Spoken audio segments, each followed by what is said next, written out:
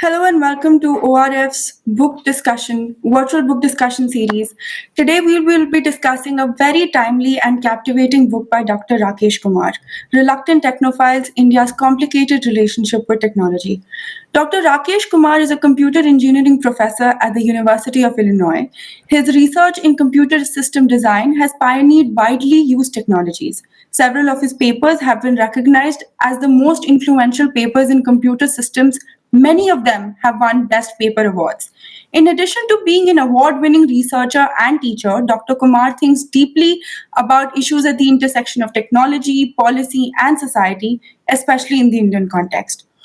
With Reluctant Technophiles, he has raised many pertinent questions around the strained relationship between technology and Indian society, the misplaced hype around technology as the solution to all society's evils, and so on.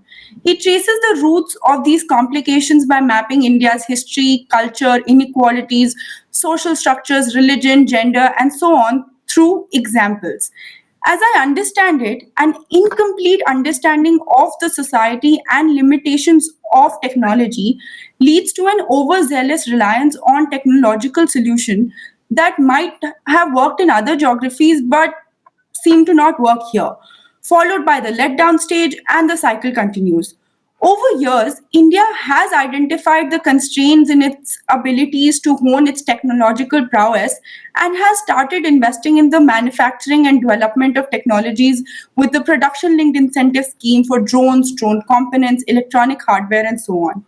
Before I invite Dr. Kumar to walk us through the key arguments and the problems that inhibit India's unfettered technological growth, I would like to introduce our esteemed set of discussants. Our discussants work on different aspects of technology policy and will be sharing their reflections on the key arguments presented by Dr. Kumar in his book. Shashidhar KJ is a visiting fellow at the Observer Research Foundation and works on the broad themes of technology policy and financial systems. Prachi Mishra is a Young Leaders in Tech Policy Fellow and focuses on quantum metaethics. Dr. Sarayu Natarajan is the founder of Apti Institute, a strategic research institute on technology and society based in Bengaluru. We also have Isha Suri, a senior researcher at the Center for Internet and Society. She has most recently covered competition concerns in the telecom sector. It is with great pleasure that I welcome you all to this book discussion. First of all, I would like to congratulate Dr. Kumar for this publication, for this for his publication on this very timely book that traces the contradictions in India's approach towards technology as a one-stop solution and the propensity to throw it under the bus when things go south. On November 18, 2021, when Facebook India appeared before Delhi's Peace and Harmony Committee, they stated, and I quote, social media is being held responsible for many issues that run deeper in society, from polarized, harmful content to organized crime. In the first chapter, The Perfect Scapegoat, while expanding on this trend of using social media platforms as a scapegoat, Dr. Kumar says, and I quote, perhaps the most compelling reason why technology is targeted frequently is that such targeting allows for political class and the society to create an illusion of progress. Progress at addressing deep rooted problems without having to confront uncomfortable realities and address hard questions about political decision making, intelligence, and society. Over to you, Dr. Kumar, to elaborate on the unique social positioning of India and what does it mean to have contradictions coexist? Well, thank you, Antara. Thank you, everybody. Very nice to be here. You really summarized the book very well, but I'll also take a shot. So the book really has three themes. So first, I discuss the different attitudes we have towards technology. And that these attitudes are very unique to the context that exists in India. India's history, its inequalities, its culture, etc. And it's not only that there's simply attitudes, they have real world ramifications. And I discuss many of those ramifications in the book. The second theme in the book is related to the technological innovation in India and the key challenges. And again, I relate these key challenges to the unique context that exists in India, including the attitudes towards technology. And throughout all of this, I discuss the policy implications. So one attitude that's becoming increasingly common towards technology is, as you pointed out, scapegoating. So, that with different incidents of violence or disinformation or radicalization, we often blame technology. We'll blame WhatsApp, we'll blame encryption, we'll blame mobile phones, we'll blame Facebook. But if you think really hard about it, you realize that a lot of times this blaming is often inaccurate and unfair, because when you look at the fundamental reasons for many of these issues and incidences, we often trace these to some inherent social tensions, inherent geopolitical tensions, issues with law and order, issue with low trust in authorities. So a lot of times these are just inaccurate and unfair. There are times where you could say that technology had a role to play. So, but even in those instances, these are just hard problems to solve. To give you an example, consider the trade-off between privacy and sovereignty. How much encryption should you allow? How much shouldn't you allow? Similarly, trade-offs between convenience and harmony. These are hard problems to solve, and for an entire society, let alone technology. So that's the key thesis here, that when we scapegoat technology, often it's inaccurate and unfair, and when it's accurate and fair, it's just you have these really hard problems that are difficult to solve. So why is technology such a frequent target? I think a lot of it is rooted in our history. So the socialist tendencies, deep distrust of industry, inequality, it just makes it politically expedient to vilify industry. Similarly, the technology industry is a soft target because India is a very regulated environment. I mean, any protestations in this environment, can really have repercussions for industry. So it's difficult for industry to defend, and it's a soft target. Also, as you mentioned, I think the key reason is that it helps the society and the political class create an illusion of progress. This scapegoating has real-world implications. This discourages investment, it discourages innovation and risk-taking, and it diverts attention and resources from the truly hard problems. Our attitude towards technology is also characterized often by defensiveness. So there are several contradictions that abound in the Indian context. To give you an example, consider the history of technology in India. By many measures, India has had a technological past. But at the risk of being controversial, I'll say that India has at best a checkered present.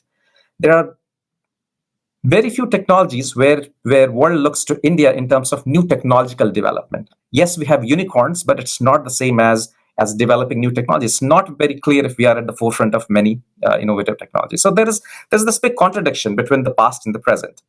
Similarly, there are contradictions just in terms of the social beliefs and issues. So there are superstitions and godmen and all of that, even among educators and the scientists. Now, by itself, that's fine. But to reconcile these contradictions, we often romanticize fables. We exaggerate past. We accept and propagate pseudoscience. We celebrate things such as jugaad and ad hocness. I mean, if you think about it, jugaad is really a testament to how things have gone wrong. It's not something to be celebrated. Because instead of enjoying the productivity and income advantages of true technological innovations, people are using workarounds simply to make a living. Again, there are real-world ramifications of this defensiveness. It leads to attacks against modern science and technology. It leads to complacency. It has impact on policy, sometimes dangerous, often wasteful, and it deters introspection and true innovation and progress. Similarly, we have this paradoxical attitude of technologies being the cure for all our ills. Policymakers, especially, and fairly recently, attempt to address social, cultural, economic, and political problems using technology. The reality is that technology often doesn't do more than make a dent. I mean, consider literacy, consider corruption, consider inequity. I mean, the effectiveness of technology is often blunted by socioeconomic ground realities. Also, these realities may not change simply with the application of technology. In fact, Deep-rooted societal problems such as inequality, patriarchy, sexism, corruption determine who has access to technology and therefore who can benefit from the opportunities any such access enables. A relentless focus on technology also warps how we think about a problem. A term that I use that really I have borrowed is solutionism. We map many socioeconomic problems to efficiency problems, problems of waste and inefficiency, just so that we can apply a technological solution. But the shoehorning prevents a holistic examination of the nature and the magnitude of the target problems. Again, there are real-world implications. It diverts attention and resources from potentially more effective, meaningful solutions. Finally, we have several fears, often legitimate, about technology. So we have concerns about automation, especially impact on jobs and inequality. We have concerns about unregulated online content, impact on disinformation, radicalization. We have concerns about algorithmic bias. But again, I think that some concerns are underappreciated and some are exaggerated. An example underappreciated concern is algorithmic bias. I think India, depending on how you look at it, is a very volatile or a vibrant democracy with lots of contradictions, and a concern such as algorithmic bias can really propagate and magnify prejudices, and it can have volatile implications. Concerns about automation, I think, are somewhat exaggerated because robots or autonomous vehicles have not taken over the world. They are hard technical challenges. And similarly, some other concerns are often self-serving when it comes to online content, because it allows government authorities, etc., to do what's useful and convenient for them. Again, I think resulting policies have harmed India. There has not been much investment into robotics and autonomy. Historically, these fears harmed Indian computer hardware industry, and I believe that there is excessive regulation of content, and there are significant free speech challenges. So, stepping back and looking at the big picture, the unique context of India is determining the key challenges to technological innovation. So, first, it's poverty. A lot of research has shown that poverty changes the decision-making progress to be exploitative instead of exploratory, which is what's needed for innovation. I think our socialist economic history, embrace of salary and import substitution-based economy, ended up dampening innovation and entrepreneurship. Lack of diversity in schools, in high-tech jobs, I think it dampens preparedness and open-mindedness. We have weak welfare safety net. 70% of Indians depend on agriculture, which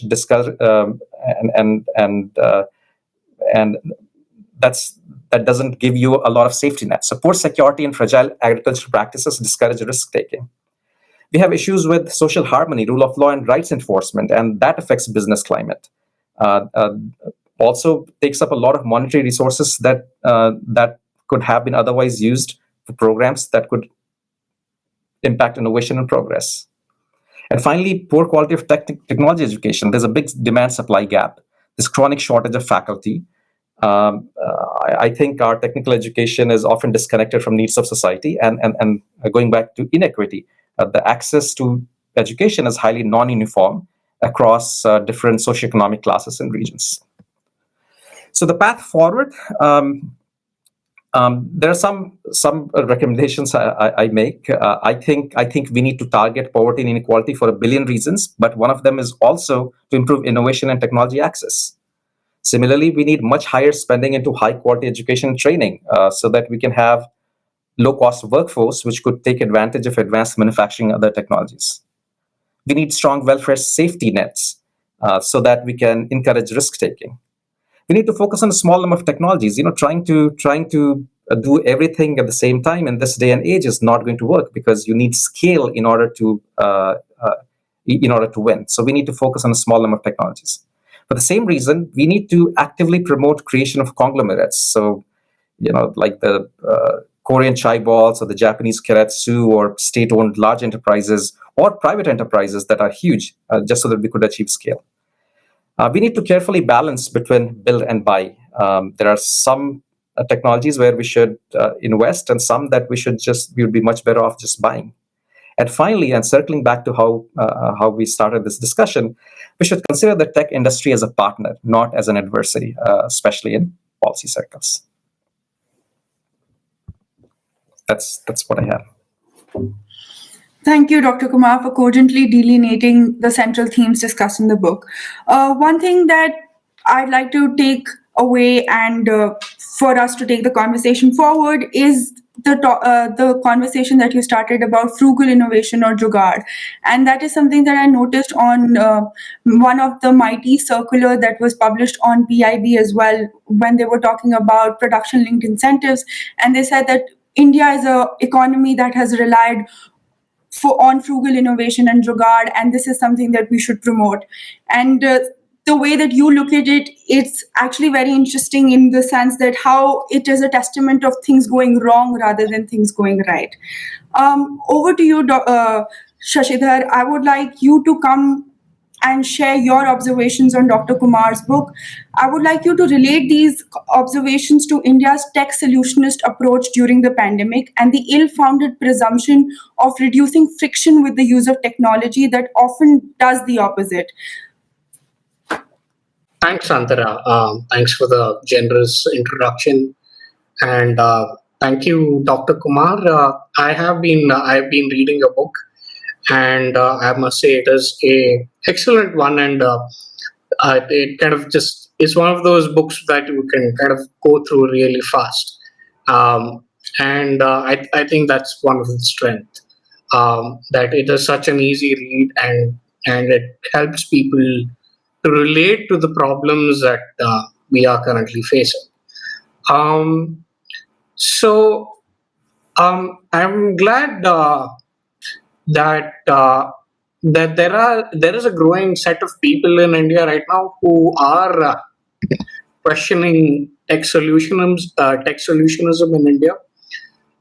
The most recent example I can think of is the Arogya Setu app, which we used as part of our pandemic response, which has largely been extremely ineffective in trying to gauge the spread of the infection.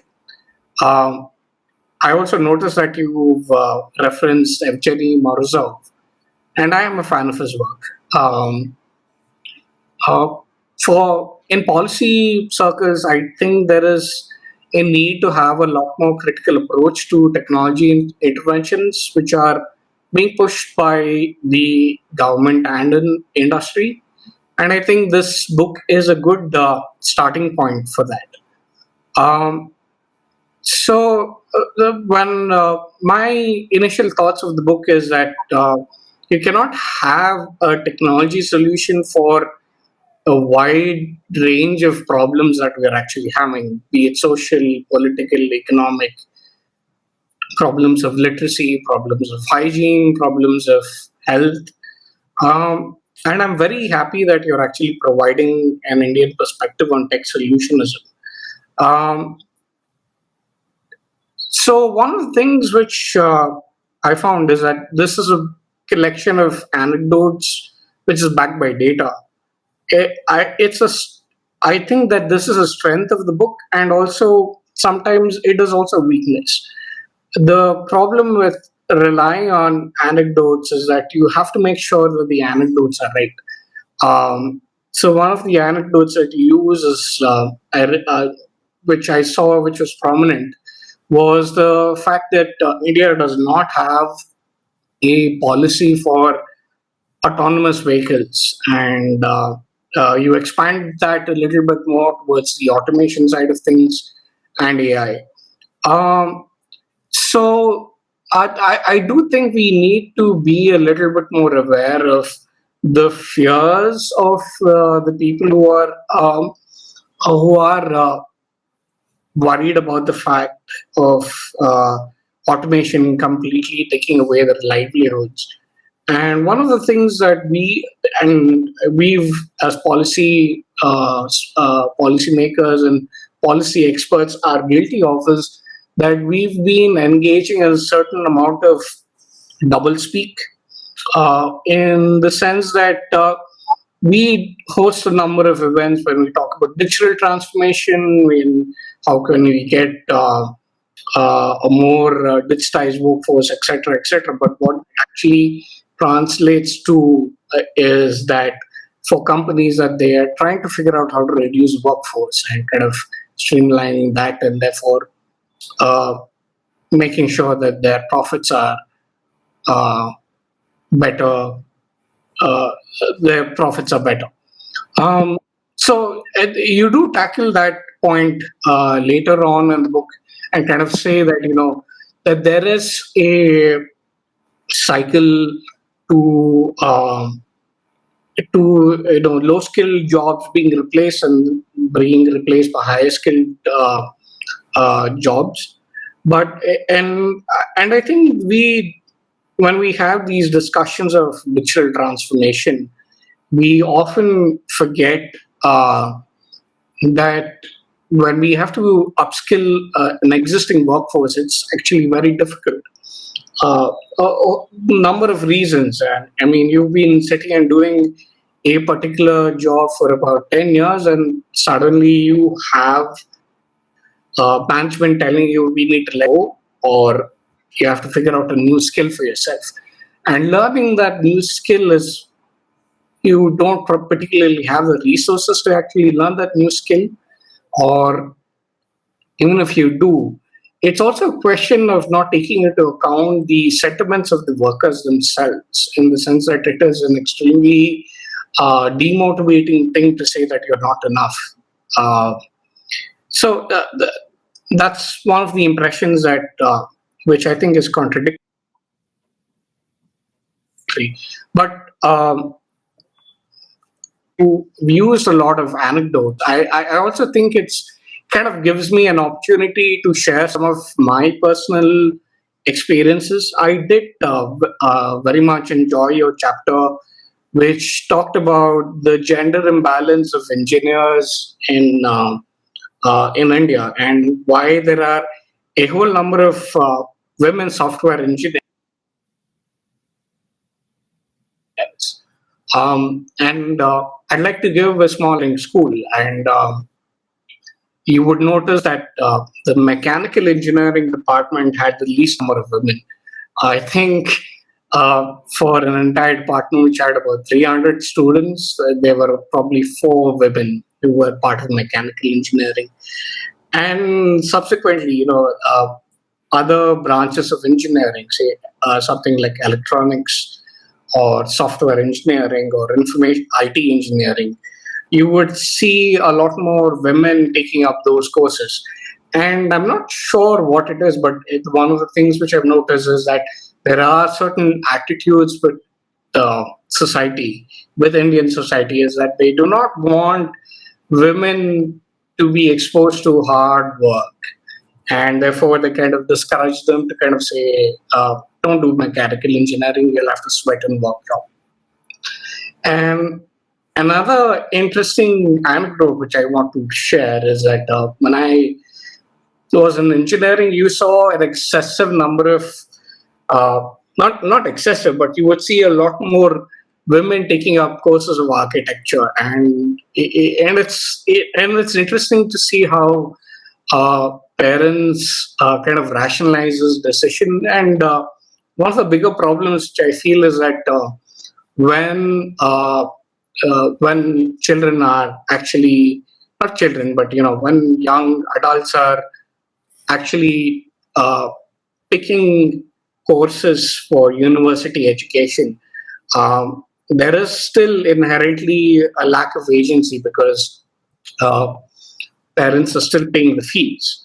And you see that architecture, the department was filled with a lot more women, because they thought that it's just a whole lot of drawing, and anyone who had a particular aptitude towards visual arts or fine arts, parents would kind of discourage them and say, oh, take up something which is more practical, which is architecture, and which also gets you paid. Another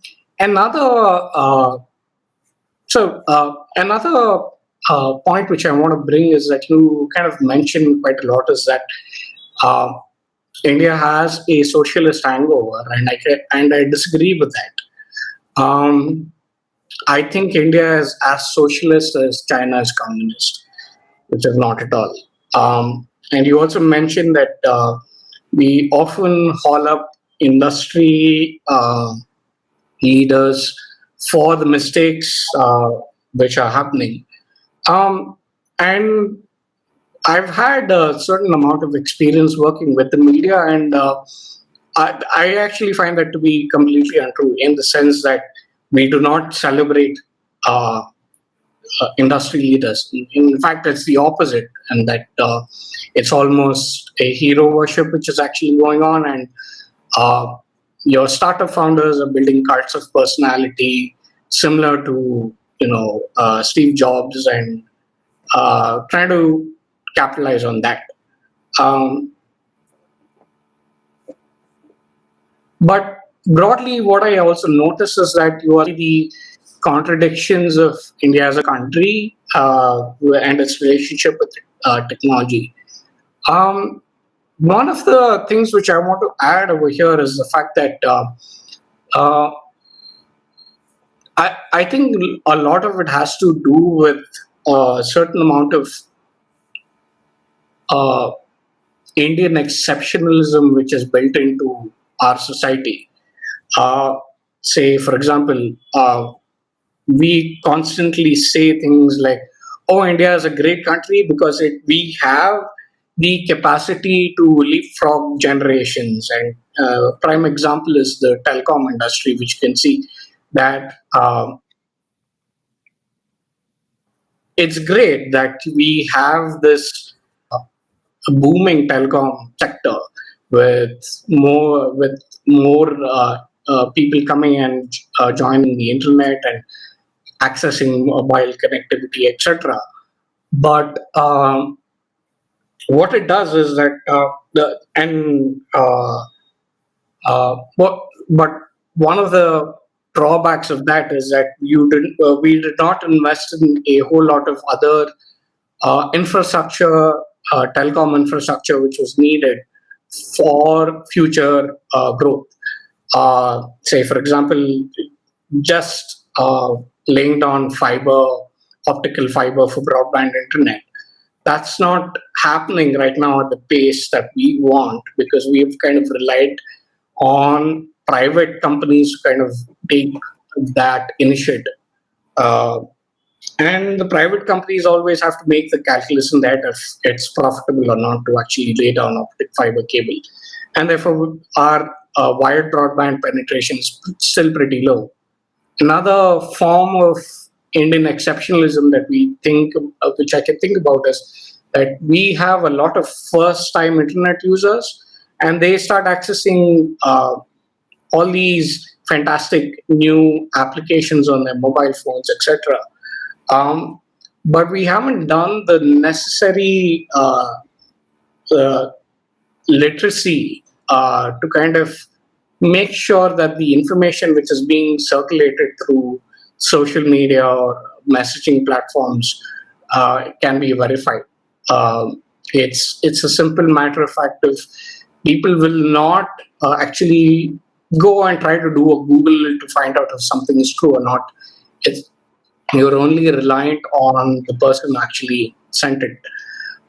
So yeah, and when we kind of consider this idea of Indian exceptionalism, I think we can kind of make a lot of connections for the contradictions that we see in our society.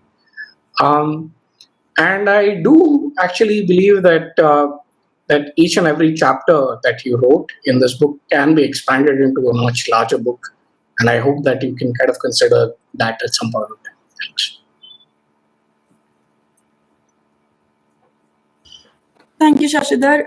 The points that you raised about reskilling and skilling is something that I would like to raise with Dr. Natarajan now. Dr. Natarajan, I would like to turn to you for your reflections. As Dr. Kumar had mentioned in his introduction, he spoke about social problems often being reduced to neat categories of transparency and efficiency issues that must be addressed with the use of technology, but they are way more complex than that. Do you think we need to revisit our metrics to evaluate the impact of technologies instead of the dominant values of productivity and efficiency? For example, should well-being be a core consideration for examining tech-enabled work like gig economy and AI annotation, especially considering that most AI annotators come from the global south, but the discourse on that is on that in public spheres is limited. Thank you for that, Antara. And I hope I'm audible. It's very natural that in any discussion on technology, there is some kind of tech issues, which I experienced. But glad to get kickstarted. And it was wonderful to hear you speak, Dr. Kumar, and also hear, Shashi, your reflections on the book.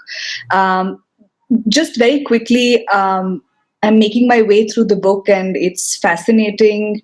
And in a certain way, leaves you thinking in equal measure, and that's a hard thing to achieve while also writing a book that's accessible. So thank you very much for writing the book.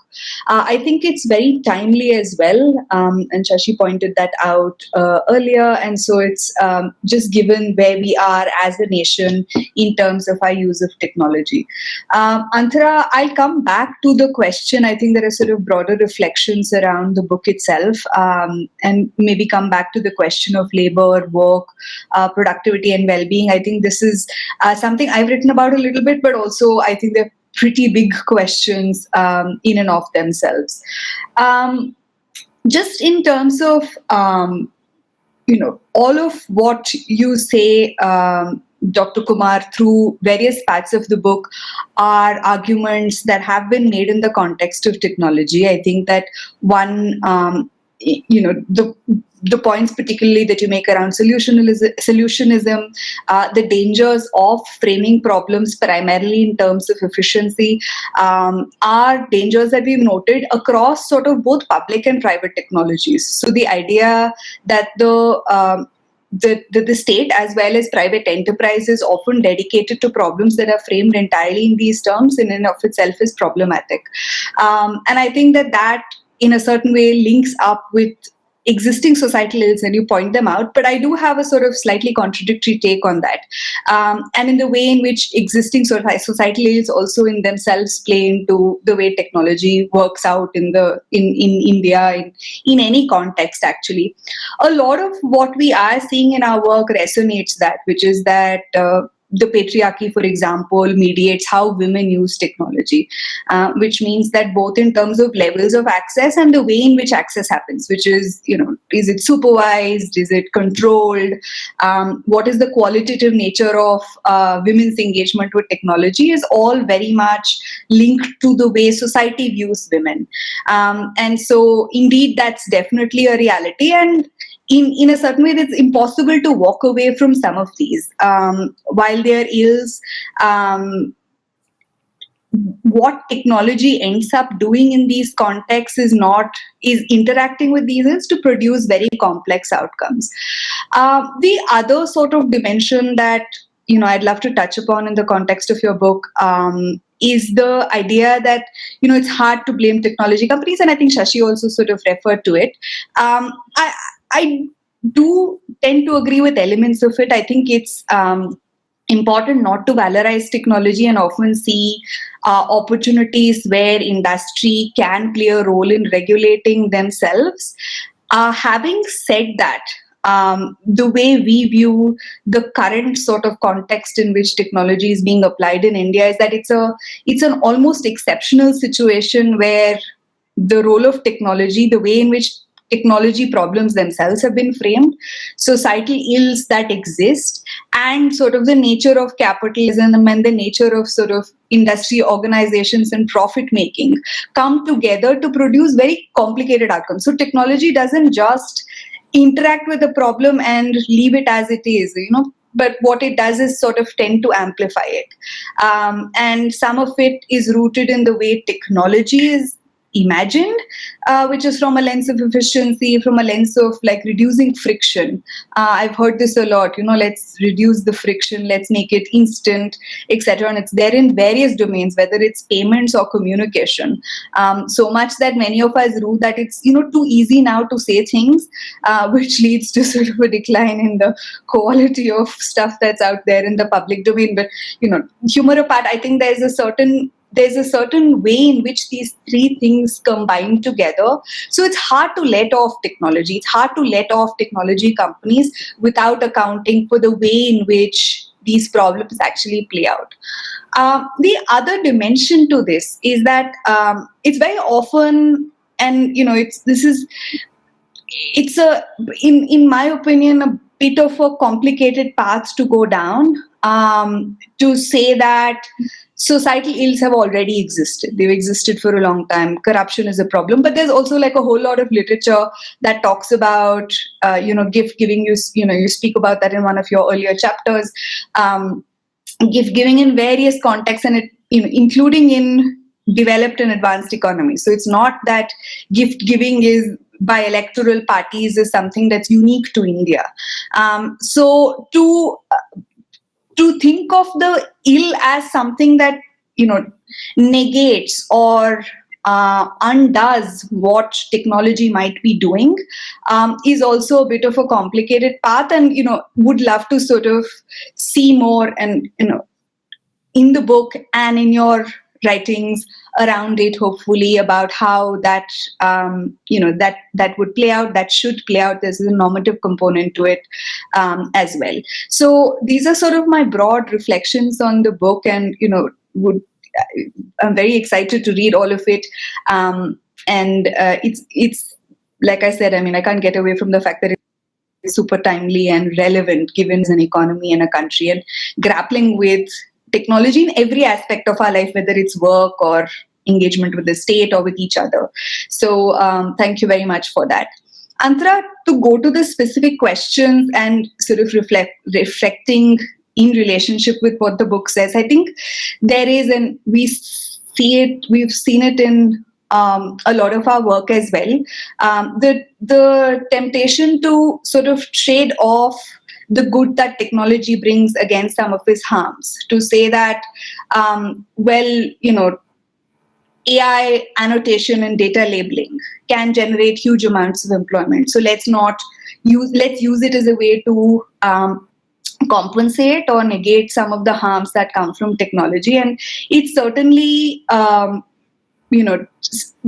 it's certainly something that needs to be unpacked a little bit more. Having said that, much like Dr. Kumar, I'm very hopeful about what technology can do, not just in terms of opportunities for employment, but also more broadly for like smoothing out access, like the access to employment, to the state, are all complicated in the Indian context, given just who we are. Even levels of instrumental access, which is, do you have device, do you have data, are all questions that need to be unpacked a little bit more. So while technology offers a huge amount of promise in addressing some of these challenges, it also comes with its ills. But the danger, of course, at least in my view, is to see them as trading off against of each other.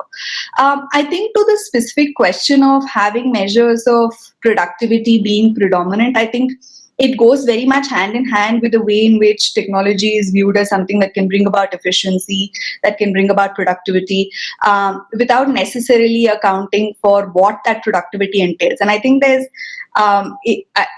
it's escaping me at the moment, but a book that's called Shit Jobs, I want to say, that talks about very many kinds of employment that have emerged in the context of technology, which are, in and of themselves, menial, not necessarily requiring human discretion at a significant level, very atomized tasks, so there's no continuity that you can build as somebody who's participating in the workforce. So the idea that there is a framing of work purely in terms of productivity is indeed true, and that comes again from the exceptional nature of data monopolies, capital, industry coming together, combined with the receding state. So the state is also backing off from regulating in key domains. So all of this combines to produce a variety of outcomes, including that you start to see jobs as being only oriented towards productivity. So indeed, well-being must be a component, and I think it's hard to disagree with it. How we do that without getting into the mode of trading of some of the harms against the good of technology is really what I think the discussion needs to continue to be centered on. So those are my thoughts, and I apologize for taking, I think, quite a significant amount of time. Back to you, Antara.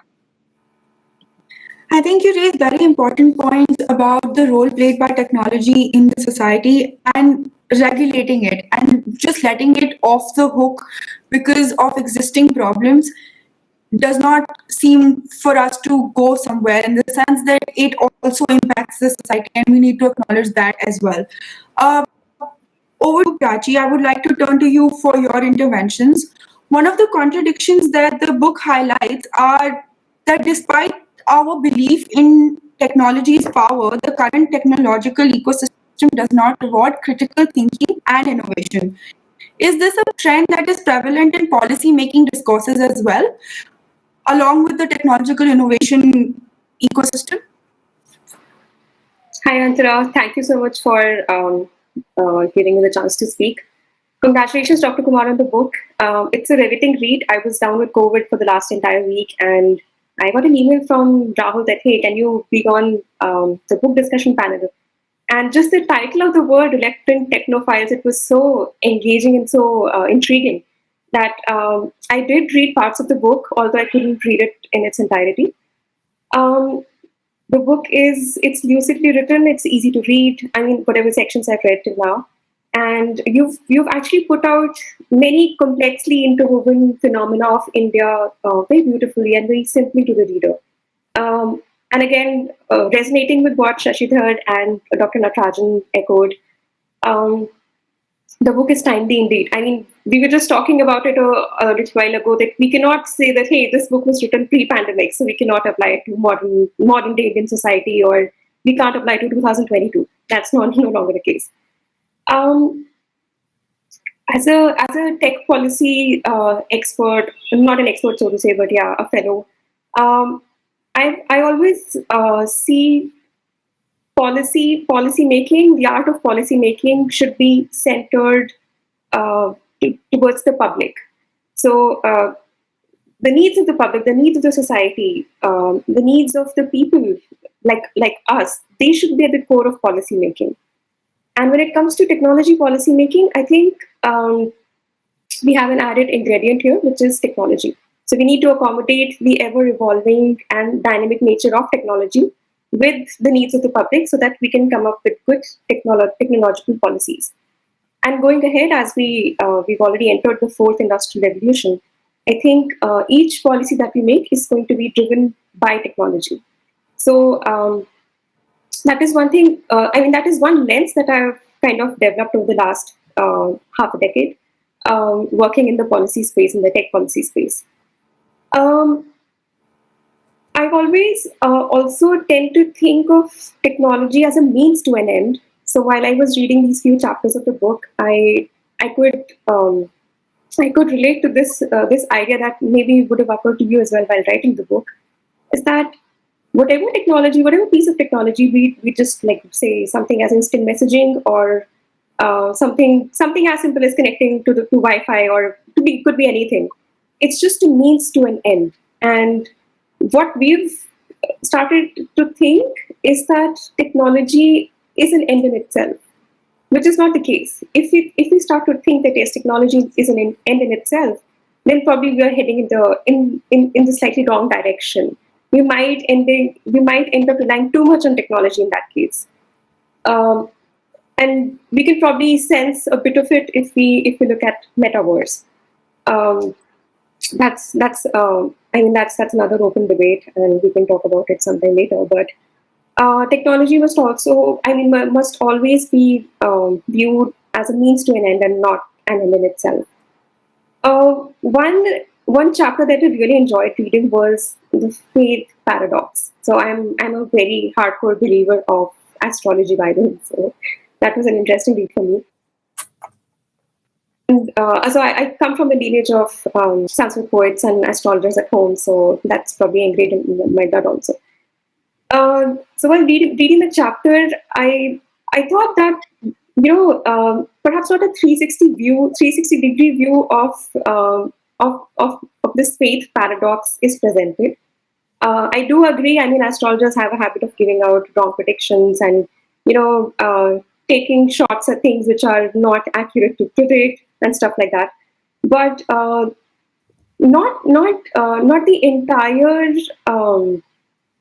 not the entire bucket of faith uh, is kind of I'm sorry, I lost my train of thought. I mean, what I mean to say is that even these godmen or people who believe in pseudoscience, they kind of rely on technology when it comes to their ease. It's almost like they're keeping up with the times. So maybe they just want to spread out their word, or maybe they just want to get the message across. That could also be the case. And one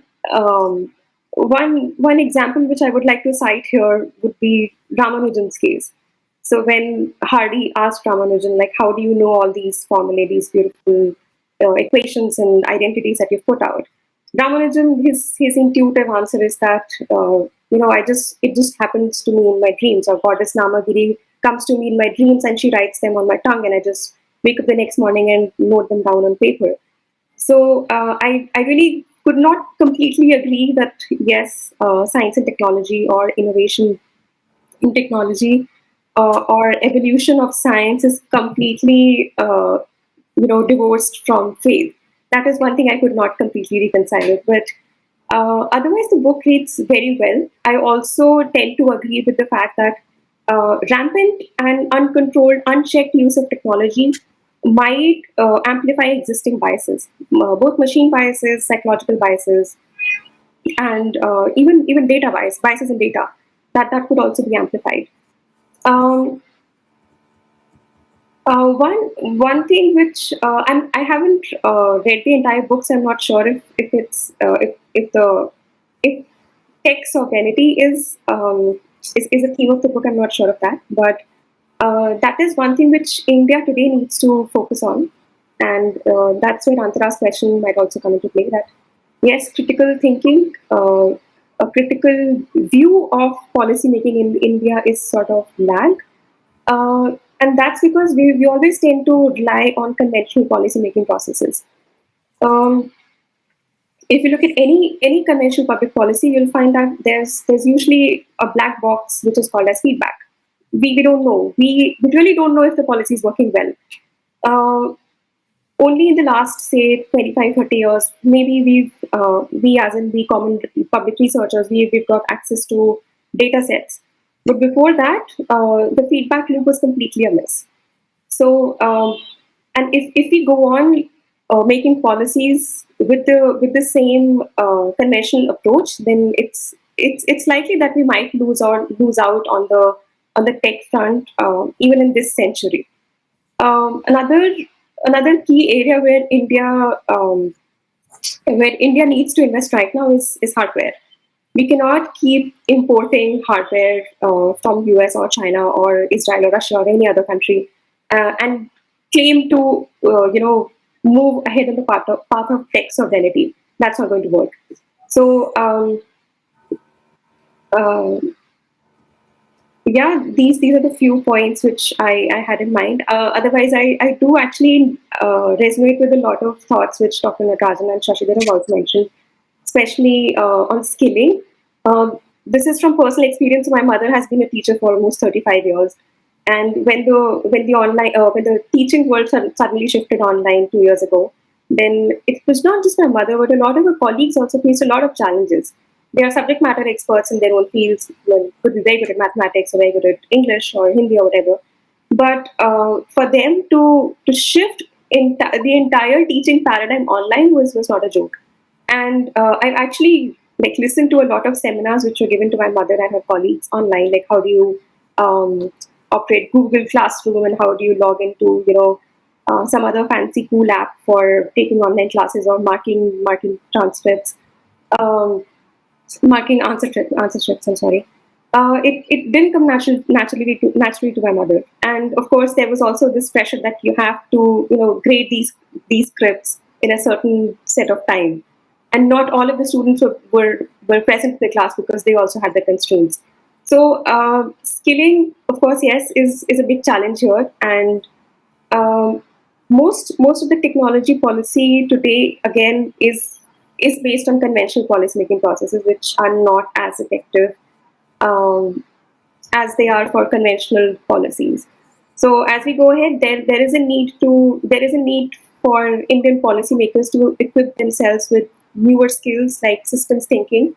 And while reading those few chapters, I could also figure out and associate with the fact that Dr. Kumar had a systems thinking perspective while writing the book.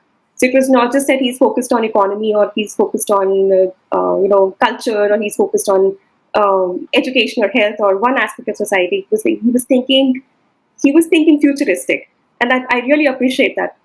And I mean, more brownie points to his book, because systems thinking is what we need in this century, or maybe in this decade at least. That is what we need to start with. And along with systems thinking, we also need to we need to inculcate things like critical thinking right from school, maybe 6th or 7th standard. That is where we need to push critical thinking into the teaching or the education system. Because a lot of these problems that we talk about, they can actually be eliminated if we are equipped with these little skills. Yeah, that's what I have to say. And it was a pleasure listening to Dr. Kumar here. And I wish you well, and I hope the book does well. And thank you, Anthro. Back to you. Thank you, Prachi, for those very important comments and interventions. I think the thing that you mentioned about keeping the public at the center of policy making is something that will help us transition to Isha's intervention. So, Isha, I'd like to come to you now for your observations. There is a growing discussion on Web 3.0 as the new decentralized version of cyberspace, with the promise to enable better control, more competition between internet firms, and less dominance by large corporations. It is being touted as the savior of our ideal vision of the internet as opposed to where we are now. But decentralized doesn't necessarily abolish unequal power structures, but can instead replace one with another, and the first mover has the power to build the narrative to push for broader adoption. Is it too soon to state that without addressing underlying issues related to inequalities in our society, we are on our way to be let down by technology again?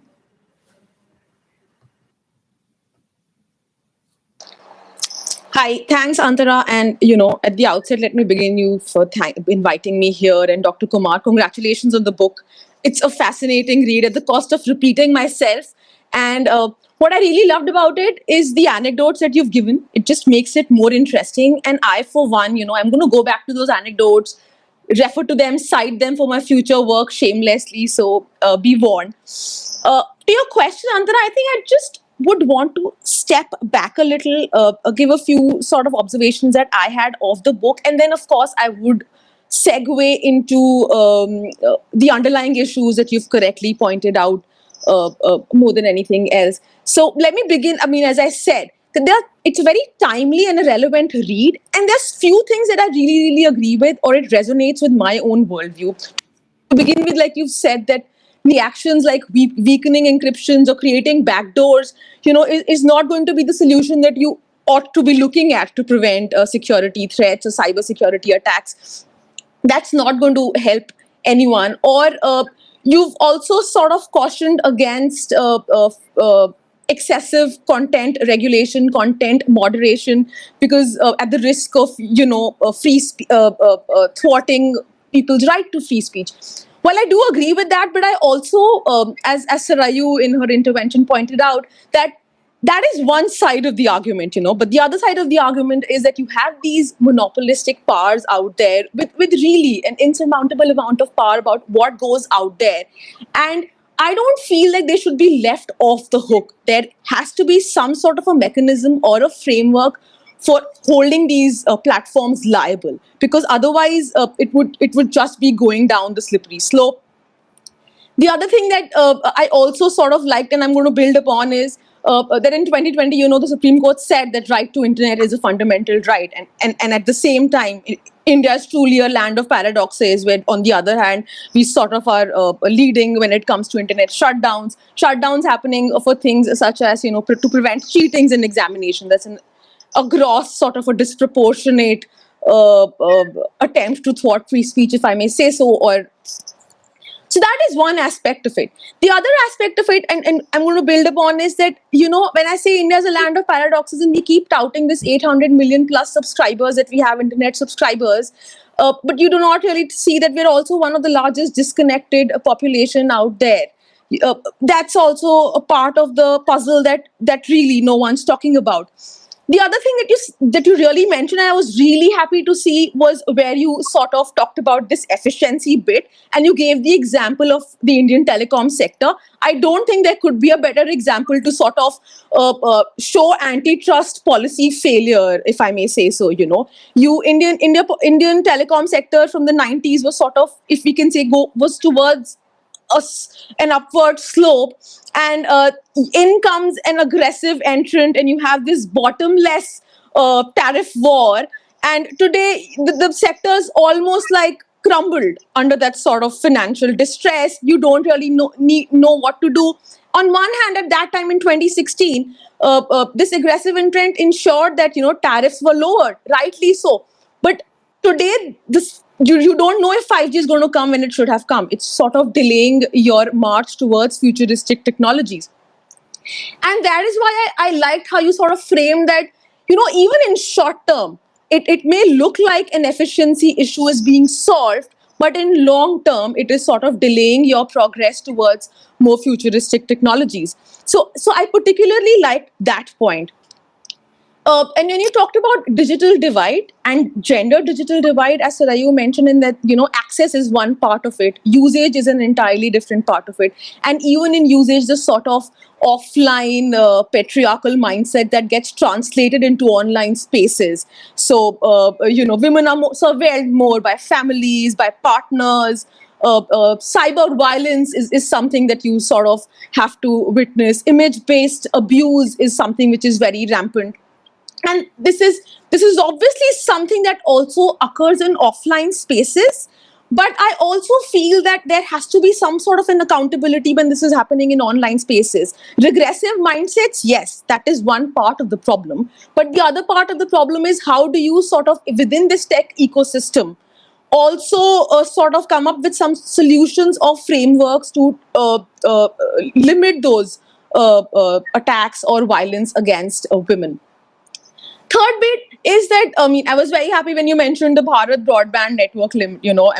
How, as I said, we're just a country of conundrums, 800 million plus users, and we're also mobile first broadband.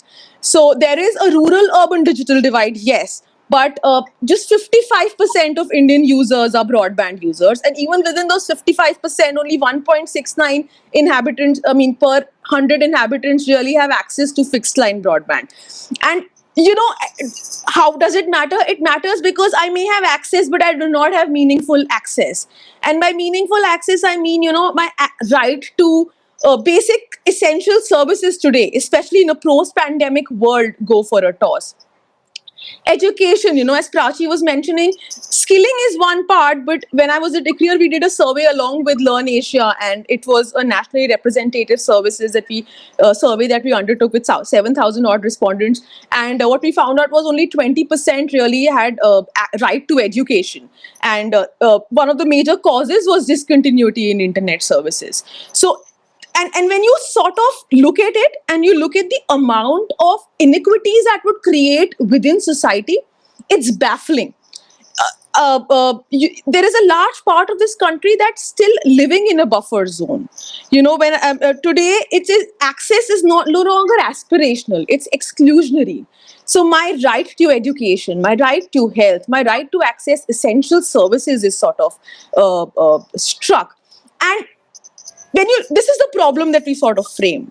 What are the solutions? The solution that Shashidhar said, just leaving it to the will of private sector is not going to solve. Private sector has not solved your rural connectivity issue to this day. And private sector will not do it because they always come back to this, notion of what is my right, what is my return on investment. The only way forward, and this is something that TRI has also said, the only way forward is for you to have a sort of a PPP model. Your right of way issues have to be solved.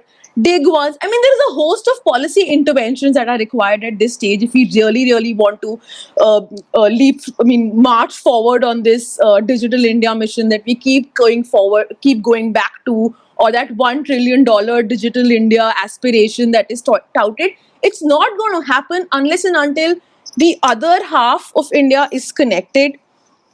Despite that, it's only 10% that is actually of Indian users that are actually using Wi-Fi technology to really access the internet. And if you compare it to the global average of 50 to 70%, it's really low.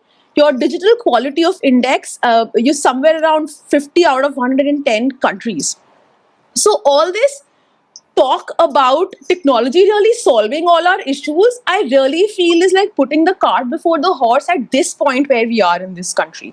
Especially now when you do not even know when the next 5G, how will those auctions happen when you do not even have 3 strong incumbents in the market? You do not have those 3, and 3 is a minimum threshold that you need for any sort of fair competitive bid to take place. So yes, I do feel that we're far off, and at this point in time, the need is to have more investments in infrastructure, upskilling. Digital literacy is a very, very important issue. And when we were doing this research for minors' interaction with the digital economy, there were a lot of students who did not really understand a lot of issues that was happening with them. And going back to parents or talking to them, a lot of parents are not very supportive. You also have to look at the social context that exists. If I am a 14-year-old female who's a victim of revenge porn, whom will I turn to? And these are sort of very relevant issues also that I think that need to be addressed before we really start thinking that technology is really the solution to all the problems that are there. So with that, I'll sort of stop. I'm not sure if I answered your question, but I do feel that the underlying inequities are too immense for us to be really, really saying that decentralization is here. I think the point that you mentioned about holding platforms liable and the digital divide, the quality and meaningful access of internet is something that is going to stick with me. Dr. Kumar, would you like to respond to some of these interventions or the questions raised by the discussants? Yeah, first, thank you all for these comments. I've been just very insightful, fascinating, and across the spectrum. So because of our limited time, maybe I'll pick a few that particularly stuck out, especially the ones that many of you raised. So I think this question of upskilling is a very important question. It's a really important question. Especially because this has happened over and over, and I don't know if I have this anecdote in the book, but the candle makers were worried when people invented lights, and so this has been a really old challenge, but it's a particularly big challenge now because especially with some of the digital technologies, the scale up happens really quickly. Both the scale up and the scale out happens really quickly. So as opposed to previous developments of technologies where society gets time to reallocate resources and reskill, upskill, etc., here people are not finding that time for that upskilling or reskilling. So I think it's a very core challenge that many of you pointed out. It's a hard problem. There are no clear solutions, but there are frameworks that different entities have started thinking about. So you may know in private sector, for example, there are companies that now ask you to spend X% of the time reskilling yourself. So that time has to be spent not on the work that you're supposed to do, but on something that they see as a path for future. But of course, there are tensions between efficiency and that preparation for future. Similarly, I'll mention that some of these jobs that get replaced more quickly are because of technology are tend to be lower productivity jobs. So for the higher productivity jobs, the data says that it's easier for those people in those jobs to essentially find alternatives. While people in lower productivity jobs, it's harder for them to find alternatives when things shift, and which is sad because they are the ones who need jobs more. So I agree with the panel that upskilling is a major challenge. Second, I'll touch upon whether we should be absolving technology companies. I was not implying that we should absolve technology companies. I was just saying that we should not put them on the cross every time something goes wrong. Certainly, my final comment today in the introduction I gave was how tech companies should not be considered adversaries, but rather partners. And the reason why I use that phrase is of course, there are these challenges. Consider the free speech challenges. It's easy, if you're a policymaker who tells me as a technologist what policy you want to implement, it's trivial for me to implement that policy. So you see that the challenge is not whether you have the technology to implement something, but rather where does a particular society want the dial to be in any tough problem such as this. So that's why technology and policymakers need to be partners, because I believe that a lot of these are less of technological problems and more of policy problems.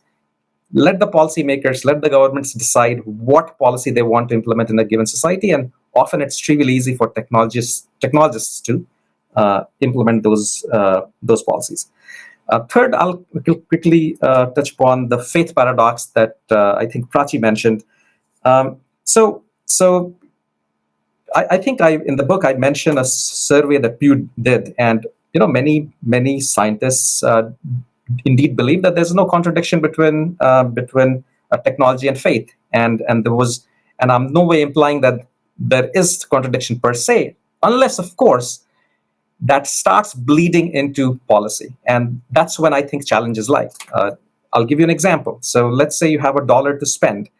You can, in the healthcare space, you can either spend that dollar, promoting homeopathy, or you can use that on some evidence-based medicine.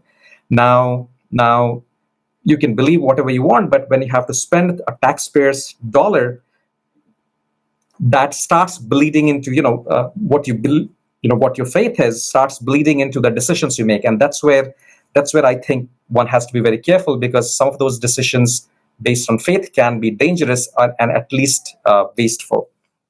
I really like the point that Prachi mentioned about the mechanisms to doing policy-based research. I'm a computer systems designer, so of course I do think in terms of systems, and I do think that evidence-based approach, the feedback-based approach is probably a good way to also implement policies. Certainly not my area, but I will say that the time constants tend to be very different in the policy space versus in the computer systems space, right? So when you implement a policy, it takes a lot of time to get the data back, and Heisenberg's uncertainty principle is at play. By the time you get the data back, the society may have changed. So I think you raise an interesting point, but I think it's based on how I understand systems. I think it's going to be challenging to implement a system-centric approach to doing policy.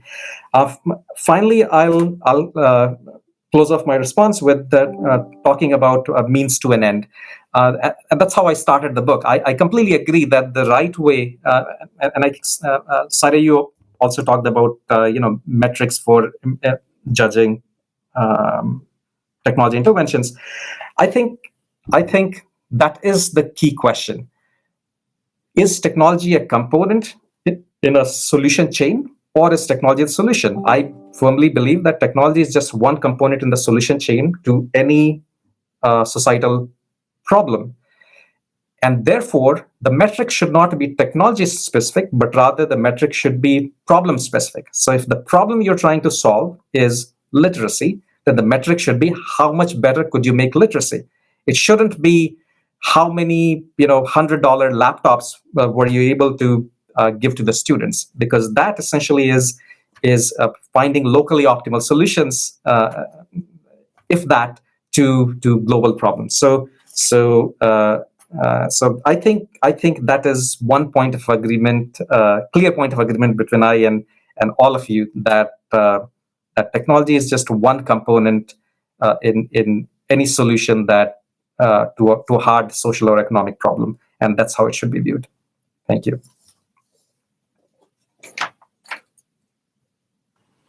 It was wonderful to have you all discuss this fantastic book by Dr. Kumar and assist us in simplifying these complex issues that technology policy attempts to address for our audience.